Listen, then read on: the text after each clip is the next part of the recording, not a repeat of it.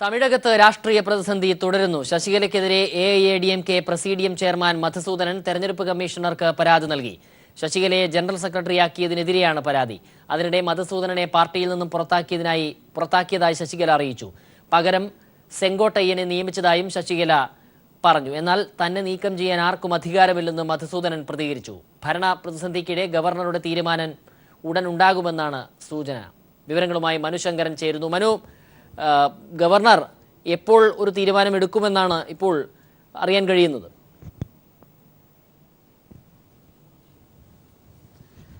ഒടുവിലായി സർക്കാർ വൃത്തങ്ങളിൽ നിന്നും മറ്റും ലഭിക്കുന്ന സൂചനകൾ ഇന്നൊരു പ്രഖ്യാപനം ഉണ്ടായേക്കില്ല എന്നാണ്. ഇത് മറ്റൊരു ദിവസത്തേക്ക് നീട്ടിയേക്കും ഗവർണർ എന്ന് തന്നെയാണ് ഇപ്പോൾ ലഭിക്കുന്ന സൂചനകൾ.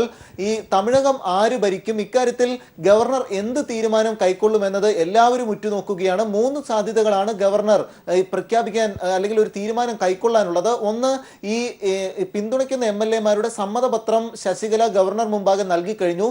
ഇത് അംഗീകരിച്ചുകൊണ്ട് സത്യപ്രതിജ്ഞയ്ക്ക് ശശികലയ്ക്ക് അവസരം നൽകുക, അല്ലെങ്കിൽ ഇരുകൂട്ടരും പിന്തുണ വ്യക്തമാക്കിയ ഒരു സാഹചര്യത്തിൽ ഇരുകൂട്ടരുടെയും അവകാശവാദങ്ങൾ പരിഗണിച്ചുകൊണ്ട് നിയമസഭാ കക്ഷി സമ്മേളനത്തിൽ ഭൂരിപക്ഷം തെളിയിക്കാൻ ഇരു വിഭാഗത്തിനും അവസരം നൽകുക എന്നതാണ് മറ്റൊരു സാധ്യത. ഇത് തന്നെയാണ് ഗവർണർ കൈക്കൊള്ളാൻ ഇപ്പോഴത്തെ ഒരു സാഹചര്യത്തിൽ സാധ്യതയുള്ളതെന്നും രാഷ്ട്രീയ നിരീക്ഷകർ വിലയിരുത്തുന്നു. മറ്റൊന്ന്, വളരെ അപൂർവമായി തന്നെ മുഖ്യമന്ത്രി രാജിവെക്കുന്നു. ഇതിനുശേഷം വലിയ സമ്മർദ്ദം തനിക്കുണ്ടായിരുന്നു. ഇത്തരം ഒരു സാഹചര്യത്തിലാണ് രാജിവെച്ചതെന്ന് പനീർസെൽവം വ്യക്തമാക്കിയിരിക്കുന്നു.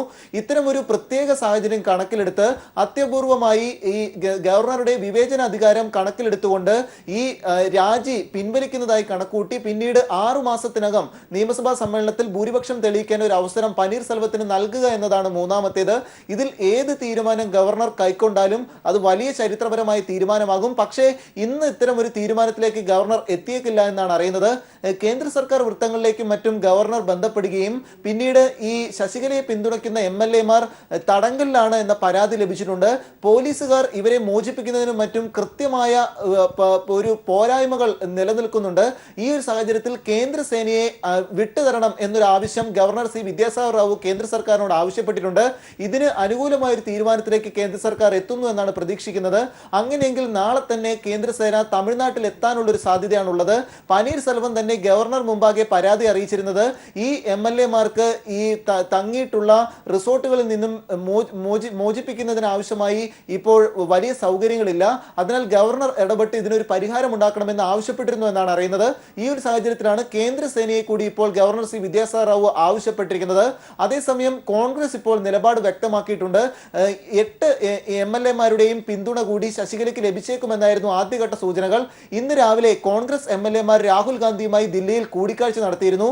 പക്ഷേ ഇപ്പോഴത്തെ സംസ്ഥാനത്തെ കോൺഗ്രസിന്റെ സാഹചര്യത്തിൽ ശശികലയെ കൂടി പിന്തുണയ്ക്കുന്നത് ഇത് സംസ്ഥാന രാഷ്ട്രീയത്തിൽ കോൺഗ്രസിനെ കൂടുതൽ ദുർബലപ്പെടുത്താനേ സാധ്യതയുള്ളൂ. അതിനാൽ ഇങ്ങനെ ഒരു തീരുമാനം ഇപ്പോൾ കൈക്കൊള്ളുന്നില്ല എന്നാണ് കോൺഗ്രസ് ദേശീയ നേതാക്കളൊക്കെ പ്രതികരിച്ചിരിക്കുന്നത്. ഇതിനാൽ തന്നെ ശശികലയെ പിന്തുണയ്ക്കുന്ന MLA-മാരും രംഗത്തെത്തിക്കഴിഞ്ഞു. റിസോർട്ടിനുള്ളിൽ തങ്ങൾ ബന്ദികളല്ല, പകരം സ്വന്തം ഇഷ്ടപ്രകാരവും സ്വന്തം ചെലവിനാലുമാണ് ഈ റിസോർട്ടുകളിൽ താമസിക്കുന്നതെന്നാണ് ഈ റിസോർട്ടിലുള്ള മഹാബലിപുരത്തെ റിസോർട്ടിൽ 100ഓളം MLA-മാരാണ് ഉള്ളത്. ഇതിൽ നിന്ന് 5 MLA-മാർ മാധ്യമങ്ങൾ മുമ്പാകെ വ്യക്തമാക്കിയത് തങ്ങൾ സ്വന്തം ഇഷ്ടപ്രകാരവും സ്വന്തം ചെലവിലും റിസോർട്ടുകളിൽ തങ്ങുന്നു എന്നാണ്. പക്ഷേ ഇരു വിഭാഗവും ആരോപണങ്ങളും വിമർശനങ്ങളും ഉന്നയിച്ചുകൊണ്ടേയിരിക്കുന്നു. അതേസമയം അല്പസമയം മുമ്പ് പോയിസ് ഗാർഡനിൽ ശശികല 10 MP-മാരുടെയും ഇതോടൊപ്പം 3 മന്ത്രിമാരുടെയും യോഗം വിളിച്ചിരുന്നു. ഈ യോഗത്തിലെ തീരുമാനം സംബന്ധിച്ചുള്ള കാര്യങ്ങളൊന്നും വ്യക്തമായിട്ടില്ല. എന്തായാലും ഇക്കാര്യത്തിൽ ഇന്നൊരു തീരുമാനം ഗവർണർ പ്രഖ്യാപിക്കാൻ സാധ്യതയില്ല എന്ന് തന്നെയാണ് അറിയുന്നത്. പകരം മറ്റൊരു ദിവസത്തേക്ക് ഗവർണർ ഈ തീരുമാനം നീട്ടുന്നു. സത്യപ്രതിജ്ഞാ ചടങ്ങ് ഉടനടി നടത്താൻ ഒരു അനുവാദം ഗവർണർ നൽകാൻ സാധ്യതയില്ല എന്നാണ് കേന്ദ്ര സർക്കാർ വൃത്തങ്ങളിൽ നിന്നും മറ്റും ലഭിക്കുന്ന വിവരങ്ങൾ. സ്വരാജ്, മനുശങ്കരൻ, അത് തന്നെയാണ് ഇക്കാര്യത്തിൽ കേന്ദ്രം ഈ കാര്യങ്ങളൊക്കെ നിരീക്ഷിച്ചുകൊണ്ടുള്ള ഒരു തീരുമാനത്തിലേക്ക് പതിയെ പോകുക എന്നുള്ള ഒരു സൂചനയാണോ ലഭ്യമാകുന്നത്? ഗവർണറും ആ നിലയിൽ തന്നെ ഒരു തീരുമാനം പതിയെ എടുത്താൽ മതി എന്ന് തീരുമാനിക്കുന്നത് എങ്ങനെയാണ്? ഈ കേന്ദ്രസേനയെ ഉൾപ്പെടെയുള്ള അവരെ വരെ വിളിച്ചു വരുത്തുന്ന ഒരു സാഹചര്യം ഉണ്ട്. എല്ലാ സജ്ജീകരണങ്ങളും തയ്യാറായ ശേഷം മാത്രം ഒരു പ്രഖ്യാപനം അല്ലെങ്കിൽ ഗവർണറുടെ തീരുമാനം പ്രഖ്യാപിക്കുക എന്നുള്ള നിലയിലേക്കാണോ നിലവിൽ കാര്യങ്ങൾ പോകുന്നത്? ഇന്ന് അണ്ണാ DMK പാർട്ടി വൃത്തങ്ങളിൽ നിന്നും വളരെ പ്രധാനമായ വാർത്ത വന്നിരുന്നത് ശശികലയ്ക്കെതിരെ സുപ്രീം കോടതിയുടെ ഭാഗത്തുനിന്ന് ഒരു വിധി ഉണ്ടായാൽ പകരം മറ്റൊരു വളരെ അടുത്ത ഒരു അനുയായിയെ മുഖ്യമന്ത്രി സ്ഥാനത്തേക്ക് കൊണ്ടുവരാനുള്ള നീക്കങ്ങളും ചർച്ചകളും ശശികല നടത്തിയിരുന്നു എന്നതാണ്. ഇത്തരമൊരു നീക്കത്തിന് പിന്നാലെയാണ് വീണ്ടും ഗവർണർ ഇപ്പോഴൊരു ഉടനടി ഒരു സത്യപ്രതിജ്ഞയ്ക്ക് ഒരു തീരുമാനം കൈക്കൊള്ളുന്നില്ല എന്ന് അറിയുന്നത്. ശശികലയ്ക്ക് സത്യപ്രതിജ്ഞ ചെയ്യാനുള്ള ഒരു അവസരം ഉടനടി നൽകേണ്ടതില്ല എന്നൊരു നിർദ്ദേശം തന്നെയാണ് BJP കേന്ദ്ര സർക്കാർ ഗവർണർക്ക് നൽകിയിട്ടുള്ളത്. ഇതേ ഒരു തീരുമാനത്തിന് അനുകൂലമായ സാഹചര്യം സൃഷ്ടിക്കണമെന്നാണ് BJP കേന്ദ്ര നേതൃത്വം പ്രാദേശിക നേതാക്കളോട്, സംസ്ഥാനത്തിനകത്തെ പ്രാദേശിക നേതാക്കൾക്കും നൽകിയിട്ടുള്ള നിർദ്ദേശം. പനീർസെൽവം ആകട്ടെ ഈ ഒരു കടുത്ത നിലപാട് പ്രകടിപ്പിച്ചുകൊണ്ട് രംഗത്തെത്തിയത് പോലും കേന്ദ്ര സർക്കാരിന്റെയും ഗവർണറുടെയും പൂർണ്ണ പിന്തുണയുണ്ട് എന്ന് വ്യക്തമായതിനു പിന്നാലെയായിരുന്നു. ഇതെല്ലാം ചിത്രം വ്യക്തമാക്കുന്നതായിരുന്നു. ഈ അണ്ണാ DMK ജയലളിതയോളം ശക്തമായിരുന്ന അണ്ണാ DMKയുടെയും തകർച്ച പിളർപ്പിലൂടെ എന്ന വ്യക്തമായ ബോധ്യത്തിലാണ് കേന്ദ്ര സർക്കാരിന്റെ നീക്കം. എന്തായാലും ഉടനടി ഈ പ്രശ്നങ്ങൾക്ക് ഒരു പരിഹാരം ഇന്ന് ഉണ്ടാകാനുള്ള സാധ്യതയില്ല. മറ്റൊരു ദിവസത്തേക്ക് ഈ ഒരു തീരുമാനം ഗവർണർ വൈകിപ്പിക്കുന്നു എന്നാണ് ഇപ്പോൾ മനസ്സിലാക്കേണ്ടത്. തിങ്കളാഴ്ച സുപ്രീം കോടതിയുടെ വിധി വരികയാണ്. ഈ വിധി വരുന്നത് വരെ ഉടനടി ശശികലയ്ക്ക് ഒരു സത്യപ്രതിജ്ഞയ്ക്ക് സാധ്യത ഗവർണർ നൽകിയേക്കില്ല എന്ന് തന്നെയാണ് കേന്ദ്ര സർക്കാർ വൃത്തങ്ങൾ നൽകുന്ന സൂചനകൾ. സ്വരാജ്. ശരി, മനുശങ്കരനാണ് വിവരങ്ങൾ പങ്കുവച്ചത്. ഇന്ന് ഒരു തീരുമാനം ഉണ്ടാകാനുള്ള ഒരു സാധ്യതയില്ല, എന്ന് കാത്തിരുന്നു കാണാം എന്ന നിലയിലേക്കാണ് ഗവർണറും ഒരു തീരുമാനത്തിലെത്തിയിരിക്കുന്നത് എന്നുള്ള സൂചനകളാണ് അവിടെ നിന്നും മനുശങ്കരന്റെ റിപ്പോർട്ടിൽ നിന്നും മനസ്സിലാകുന്നത്. തമിഴ്നാട്ടിലെ രാഷ്ട്രീയ സംഘർഷത്തിൽ നിലപാട് വ്യക്തമാക്കി കേന്ദ്ര സർക്കാർ. തീരുമാനം ഗവർണർ കൈക്കൊള്ളും. നിലവിലെ സാഹചര്യങ്ങളെക്കുറിച്ച് ഗവർണർ നൽകിയ റിപ്പോർട്ട് പരിശോധിക്കുന്നതായും കേന്ദ്ര ആഭ്യന്തരമന്ത്രി രാജ്നാഥ് സിംഗ് അറിയിച്ചു. അതേസമയം ശശികല മുഖ്യമന്ത്രിയാകുന്നത് തടയണമെന്നാവശ്യപ്പെട്ട് നൽകിയ ഹർജി സുപ്രീം കോടതി അടിയന്തരമായി പരിഗണിച്ചില്ല. ഗവർണർ ഉപയോഗിച്ച കേന്ദ്ര സർക്കാർ തമിഴ്നാട്ടിൽ രാഷ്ട്രീയം കളിക്കുകയാണെന്ന ആരോപണം ശക്തമായ സാഹചര്യത്തിലാണ് വിശദീകരണവുമായി കേന്ദ്ര ആഭ്യന്തരമന്ത്രി രംഗത്തെത്തിയത്. ശശികല, മുഖ്യമന്ത്രി പനീർസെൽവം എന്നിവരുമായി ചർച്ച നടത്തിയ ശേഷം ഇന്നലെ രാത്രി തമിഴ്നാട് ഗവർണർ വിദ്യാസാഗർ റാവു നൽകിയ റിപ്പോർട്ട് കേന്ദ്ര സർക്കാർ പരിശോധിച്ചു വരികയാണെന്ന് രാജ്നാഥ് സിംഗ് വ്യക്തമാക്കി. പക്ഷേ തമിഴ്നാട്ടിലെ അന്തിമ തീരുമാനം ഗവർണർ തന്നെ കൈക്കൊള്ളും. നിയമസഭയിൽ 7 സീറ്റുള്ള കോൺഗ്രസിന്റെ തമിഴ്നാട് ഘടകവും വിഷയത്തിൽ എന്ത് നിലപാട് സ്വീകരിക്കണം എന്നത് സംബന്ധിച്ച് ദില്ലിയിൽ ഹൈക്കമാൻഡുമായി ചർച്ച നടത്തി. നിയമസഭാ കക്ഷി നേതാവ് രാമസ്വാമി, PCC അധ്യക്ഷർ തുടങ്ങിയവർ രാഹുൽ ഗാന്ധിയുടെ വസതിയിലെത്തി തൽസ്ഥിതി വിശദീകരിച്ചു. മുൻ കേന്ദ്രമന്ത്രി P ചിദംബരവും യോഗത്തിൽ പങ്കെടുത്തു. ശശികലയെ പിന്തുണയ്ക്കണം എന്ന ആവശ്യത്തിനാണ് മുൻഗണന ലഭിച്ചതെങ്കിലും നിലവിൽ അത് പരസ്യമാക്കേണ്ടെന്ന് തീരുമാനിച്ചതായാണ് സൂചന. അതേസമയം ശശികലയുടെ സത്യപ്രതിജ്ഞ തടയണമെന്നാവശ്യപ്പെട്ടുള്ള ഹർജി സുപ്രീം കോടതി അടിയന്തരമായി പരിഗണിക്കില്ലെന്ന് അറിയിച്ചു. ചീഫ് ജസ്റ്റിസ് JS കെഹാന്റെ ബെഞ്ചിൽ തമിഴ്നാട്ടിൽ നിന്നുള്ള അഭിഭാഷകൻ GS മണി വിഷയം അടിയന്തരമായി പരിഗണിക്കണമെന്ന് ആവശ്യപ്പെട്ടു. അനധികൃത സ്വത്ത് സമ്പാദന കേസിൽ കുറ്റക്കാരിയാണെന്ന് വിചാരണ കോടതി കണ്ടെത്തിയ ശശികല മുഖ്യമന്ത്രിയാകുന്നത് ഭരണഘടനാ വിരുദ്ധമെന്നായിരുന്നു അഭിഭാഷകന്റെ വാദം. കേസ് മറ്റൊരു ദിവസത്തിലേക്ക് സുപ്രീം കോടതി മാറ്റി. News bureau, Delhi. ഉത്തർപ്രദേശ് നിയമസഭയിലേക്കുള്ള ആദ്യഘട്ട വോട്ടെടുപ്പ് നാളെ നടക്കും. 15 ജില്ലകളിലെ 73 മണ്ഡലങ്ങളാണ് ഒന്നാം ഘട്ടത്തിൽ വോട്ടെടുപ്പ് നടക്കുന്നത്. രാജ്യം ഉറ്റുനോക്കുന്ന ഉത്തർപ്രദേശ് നിയമസഭാ തെരഞ്ഞെടുപ്പിൽ പശ്ചിമ UPയിലെ 73 നിയമസഭാ മണ്ഡലങ്ങളാണ് ആദ്യഘട്ടത്തിൽ പോളിംഗ് ബൂത്തിലെത്തുന്നത്. വീറും വാശിയും നിലനിന്ന പ്രചരണത്തിന് ശേഷം വോട്ടെടുപ്പിലേക്ക് നീങ്ങുമ്പോൾ BJP, SP, കോൺഗ്രസ് സഖ്യം, BSP എന്നിവർ തമ്മിൽ ഇഞ്ചോടിഞ്ച് പോരാട്ടമാണ് പ്രതീക്ഷിക്കുന്നത്. വർഗീയ കലാപം നടന്ന മുസാഫർ നഗർ ഉൾപ്പെടെ തിരഞ്ഞെടുപ്പ് നടക്കുന്ന 15 ജില്ലകളും ശക്തമായ സുരക്ഷാ ബന്ദോബസ്തിലായിരിക്കും വോട്ടെടുപ്പ് നടക്കുന്നത്. മുസ്ലിം ദളിത് വോട്ടുകൾ നിർണായകമായ പശ്ചിമ UPയിൽ കഴിഞ്ഞ നിയമസഭാ തെരഞ്ഞെടുപ്പിൽ ബഹുജൻ സമാജ്വാദി പാർട്ടിയാണ് നേട്ടമുണ്ടാക്കിയത്. ന്യൂനപക്ഷ വോട്ടുകൾ ലക്ഷ്യം വെച്ച് ഇത്തവണയും ആദ്യഘട്ടത്തിൽ വോട്ടെടുപ്പ് നടക്കുന്ന 73 മണ്ഡലങ്ങളിൽ 18 മുസ്ലിം സ്ഥാനാർത്ഥികളെയാണ് BSP മത്സരിപ്പിക്കുന്നത്. മാറിയ സാഹചര്യത്തിൽ ഇത്തവണ നേട്ടം പ്രതീക്ഷിക്കുന്ന SP, കോൺഗ്രസ് സഖ്യം 12 സീറ്റുകളിൽ ന്യൂനപക്ഷ സ്ഥാനാർത്ഥികളെ രംഗത്തിറക്കി. 1.5 പതിറ്റാണ്ടിന് ശേഷം UPയിൽ ഭരണത്തിൽ തിരിച്ചെത്താൻ ശ്രമിക്കുന്ന BJP കഴിഞ്ഞ ലോക്സഭാ തെരഞ്ഞെടുപ്പിലുണ്ടായ വമ്പൻ വിജയം തന്നെയാണ് പ്രതീക്ഷിക്കുന്നത്. ആദ്യഘട്ട വോട്ടെടുപ്പിൽ 25ഓളം പ്രമുഖ സ്ഥാനാർത്ഥികൾ മത്സരരംഗത്തുണ്ട്. കേന്ദ്ര ആഭ്യന്തരമന്ത്രി രാജ്നാഥ് സിംഗിന്റെ മകൻ പങ്കജ് സിംഗ്, UP മുൻ മുഖ്യമന്ത്രി കല്യാൺ സിംഗിന്റെ പൗത്രൻ സന്ദീപ് സിംഗ്, BJP MP ഹുക്കും സിംഗിന്റെ മകൾ മൃഗങ്ക സിംഗ് തുടങ്ങിയവരാണ് ആദ്യഘട്ടത്തിൽ ജനവിധി തേടുന്ന പ്രമുഖർ. മുസാഫർ നഗർ കലാപത്തിൽ കുറ്റാരോപിതരായ സംഗീത് സോം, സുരേഷ് റാണ എന്നിവരെ BJP ഇത്തവണയും രംഗത്തിറക്കിയിട്ടുണ്ട്. M Santhosh, news bureau, Delhi. Pampady Nehru കോളേജിൽ വിദ്യാർത്ഥികൾക്കെതിരെ വീണ്ടും പ്രതികാര നടപടി. തിങ്കളാഴ്ച നടക്കാനിരുന്ന പരീക്ഷകളുടെ ഹാൾ ടിക്കറ്റുകൾ വിതരണം ചെയ്തില്ല. കോളേജ് വീണ്ടും അനിശ്ചിതകാലത്തേക്ക് അടച്ചു. ഇതോടെ ഇന്ന് നടക്കാനിരുന്ന PTA എക്സിക്യൂട്ടീവ് യോഗവും അനിശ്ചിതത്വത്തിലായി. ലോ അക്കാദമിക്ക് റവന്യൂ വകുപ്പിന്റെ നോട്ടീസ്. പുറമ്പോക്ക് ഭൂമിയിലെ പ്രധാന കവാടം പൊളിച്ചു നീക്കണമെന്നാണ് നോട്ടീസ്.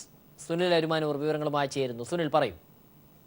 സുരാജ്, ലോ അക്കാദമിയുമായി ബന്ധപ്പെട്ട ഭൂമി വിഷയത്തിലാണ് കഴിഞ്ഞ ദിവസം റവന്യൂ വകുപ്പ് പ്രിൻസിപ്പൽ സെക്രട്ടറി സർക്കാരിന് റിപ്പോർട്ട് സമർപ്പിച്ചത്. ഈ റിപ്പോർട്ടിന്റെ അടിസ്ഥാനത്തിലുള്ള നടപടിയെടുക്കൽ ആണ് ഇപ്പോൾ ആരംഭിച്ചിരിക്കുന്നത്. ഇതിന്റെ ഭാഗമായിട്ടാണ് ഈ ലോ അക്കാദമിയുടെ പ്രധാന കവാടം, മതിൽ, ഇതൊക്കെ സ്ഥിതി ചെയ്യുന്നത് വാട്ടർ അതോറിറ്റിയുടെ ഭൂമിയിലാണ് എന്നുള്ളൊരു കണ്ടെത്തലാണ് റവന്യൂ വകുപ്പ് നടത്തിയിട്ടുള്ളത്. അതുകൊണ്ട് തന്നെ ഇവിടെ നടത്തിയിട്ടുള്ള നിർമ്മാണ പ്രവർത്തനങ്ങളെല്ലാം പൊളിച്ചു നീക്കണം എന്ന് കാണിച്ചുകൊണ്ടാണ് ഇന്നിപ്പോൾ റവന്യൂ വകുപ്പ് നോട്ടീസ് നൽകിയിട്ടുള്ളത്. നോട്ടീസ് ലഭിച്ചാൽ അടുത്ത ഒരു ദിവസത്തിനകം തന്നെ ഈ നടപടികളിലേക്ക് പോകണമെന്ന നിർദ്ദേശമുണ്ട്. ഇല്ലെങ്കിൽ റവന്യൂ വകുപ്പ് തന്നെ നടപടികൾ സ്വീകരിക്കുമെന്നാണ് നോട്ടീസിനകത്ത് പരാമർശിക്കുന്നത്. ശരി, സുനിൽ അരുമാനൂരാണ് വിശദാംശങ്ങൾ പങ്കുവച്ചത്. ലോ അക്കാദമി സ്വാശ്രയ കോളേജാണോ സ്വകാര്യ കോളേജാണോ എന്നത് സംബന്ധിച്ച പരിശോധന അഫിലിയേഷൻ കമ്മിറ്റിക്ക് വിടാൻ തീരുമാനിച്ചു. കേരള സർവകലാശാല സിൻഡിക്കേറ്റ് യോഗത്തിന്റേതാണ് തീരുമാനം. PhD വിദ്യാർത്ഥികൾക്ക് ഡിഗ്രി അവാർഡ് ചെയ്യുന്ന കോൺവൊക്കേഷൻ ചടങ്ങ് പുനരാരംഭിക്കാൻ സിൻഡിക്കേറ്റിൽ തീരുമാനിച്ചു. 1971 അവസാനമായി ബിരുദദാന ചടങ്ങ് നടന്നത്. A. റഹീമിന്റെ പ്രമേയത്തിന് സിൻഡിക്കേറ്റ് അംഗീകാരം നൽകി. ലോ അക്കാദമിയിൽ റിസീവർ ഭരണം ഏർപ്പെടുത്തണമെന്ന് ആവശ്യപ്പെട്ടുള്ള ഹർജിയിൽ എതിർവാദം സമർപ്പിക്കുന്നതിന് ലോ അക്കാദമി ട്രസ്റ്റിന് ഈ മാസം 15 വരെ കോടതി സമയം അനുവദിച്ചു. തിരുവനന്തപുരം സബ് കോടതിയാണ് കേസ് പരിഗണിക്കുന്നത്. കൂലിയക്കോട് നാരായണൻ നായർ അടക്കമുള്ള 21 അംഗ ഗവേണിംഗ് കൗൺസിൽ അംഗങ്ങൾക്ക് കോടതി കഴിഞ്ഞ ദിവസം നോട്ടീസ് അയച്ചിരുന്നു. അക്കാദമിക്കെതിരെ ഉയർന്ന ആരോപണങ്ങളുടെ അടിസ്ഥാനത്തിൽ V. Muraleedharan, VV. Rajesh, advocate KG. Muraleedharan, Radhakrishnan എന്നിവരാണ് തിരുവനന്തപുരം സബ് കോടതിയെ സമീപിച്ചത്. കമ്മ്യൂണിസ്റ്റ് ഐക്യത്തെ ദുർബലപ്പെടുത്തുന്ന നടപടികൾ ഉണ്ടാകാൻ പാടില്ലെന്ന് പൊതുധാരണ ശക്തിപ്പെടുത്തേണ്ടതുണ്ടെന്ന് കോടിയേരി ബാലകൃഷ്ണൻ. UDF ഭരണത്തിൽ ഓരോ മന്ത്രിയും ഓരോ സാമ്രാജ്യമായിരുന്നുവെങ്കിൽ LDF സർക്കാരിനെ നയിക്കാൻ ഒറ്റ മുഖ്യമന്ത്രി മാത്രമേ ഉള്ളൂവെന്നും കോടിയേരി പറഞ്ഞു. ദേശാഭിമാനി ലേഖനത്തിലാണ് കോടിയേരി തുറന്നടിച്ചത്. കോലീബി സഖ്യം ഏത് ഘട്ടത്തിലും പ്രത്യക്ഷപ്പെടാമെന്നും മുന്നറിയിപ്പും ലേഖനത്തിൽ നൽകുന്നു. പല കഷ്ടപ്പാടുകളും വികസന മുരടിപ്പും നേരിടുന്ന ജനങ്ങൾക്ക് നല്ല നാളെ പ്രദാനം ചെയ്യുന്നതിനുള്ള ഉദ്യമത്തിലാണ് സംസ്ഥാന സർക്കാർ എന്ന ആമുഖത്തിൽ വ്യക്തമാക്കിയാണ് CPM സംസ്ഥാന സെക്രട്ടറി കോടിയേരി ബാലകൃഷ്ണൻ മുന്നണിയും ഭരണവും എന്ന ലേഖനം ദേശാഭിമാനിയിൽ ആരംഭിക്കുന്നത്.